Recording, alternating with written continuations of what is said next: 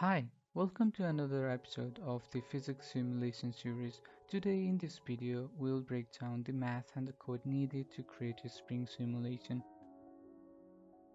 I have been experimenting with various spring simulation projects, and here is one of the results.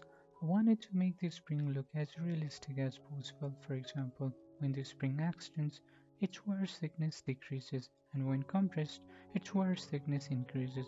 We'll definitely share more about this project in a dedicated video. Now let's take a look at the another simulations, a multi-spring system. In this one, we have multiple springs, each represented by a line segment. A spring, at its core, is a simple concept. Imagine a line segment connecting two points. When we stretch or compress this line, this spring exerts a force trying to return to its original length. This force is what we are going to simulate today.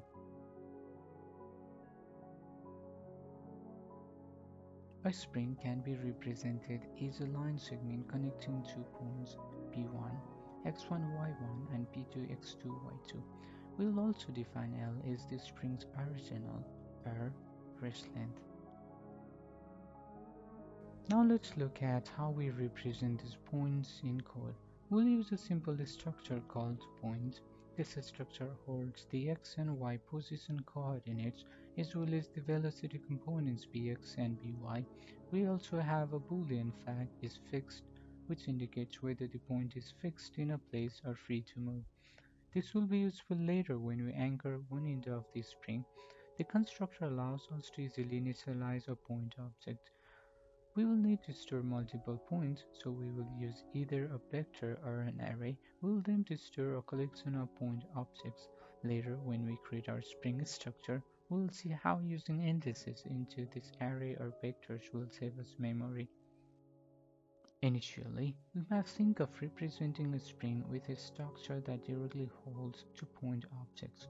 This makes sense conceptually, but it is not the most efficient approach. A better way to represent a spring is by storing the indices of the points in our points array or vector. This means our spring structure now contains two integers, p1 and p2, which corresponds to the positions of the points in our point collections. This significantly reduces memory usage, especially when dealing with many springs, as we are only storing integers instead of the entire point objects within each spring. Just like with points, we'll store multiple springs using either a vector or an array of spring objects. This allows us to easily manage and iterate through all the springs in our simulation. To understand how the spring stretches or compresses, we need the displacement vector. This vector tells us the change in positions between P1 and P2.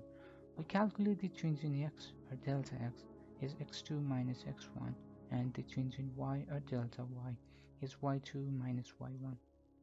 We can represent this displacement as a vector equal to delta x times I plus delta y times j, where I and j are the unit vectors in the x and y directions.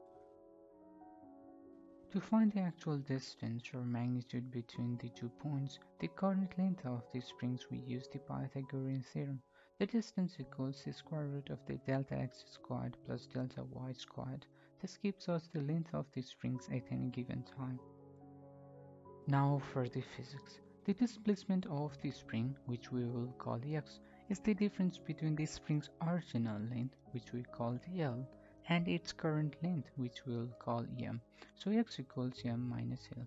Then to calculate the force exerted by the spring, we use Hooke's law, F equals negative k times x. Here k is the spring constant, which represents the stiffness of the spring. For simplicity in this example, we're assuming k equals 1. Since we are calculating the magnitude of force, we can omit the negative sign. The force calculated by Hooke's law is a scalar value. To apply the force, we break it down into components. The x component of the force Fx is proportional to the displacement in x direction, and similarly, Fi corresponds to the displacement in the y directions. We do this by multiplying the total force by the normalized displacement in each direction. So Fx equals F times delta x divided by the current length m, and Fi equals F times delta y divided by m. To make our simulations more realistic, we'll add damping. Damping reduces the velocity of the points over time, preventing the springs from oscillating indefinitely. We update the force components by subtracting the damping constants multiplied by the velocity in each direction. Then we update the velocities of the points. Because of the Newton's third law, for every action, there is an equal and opposite reactions. We subtract the adjusted force from P1's velocity and add it to the B2's velocity. Finally, we update the positions of the points by adding their updated velocities to their current positions. This is done for all the points that are not fixed. This completes one step of a spring simulation. By repeating these steps, we can simulate the dynamic behavior of the spring over time. Now let's take a look at our final code. Since our simulations can involve multiple springs, we calculate the force for each spring individually and update the velocities of the corresponding points. Additionally, we have accounted for the gravity, which acts as the initial force on its non-fixed point. Moving on, here is the code for the update position function. If you are interested in checking out the source code, I have uploaded it to GitHub. You'll find the link in the description below. To summarize, we have gone from defining a simple spring system to simulating its motion in code. We have implemented forces, velocities, and damping. That will wrap up our today's session. Thank you for watching. I'll see you in the next video.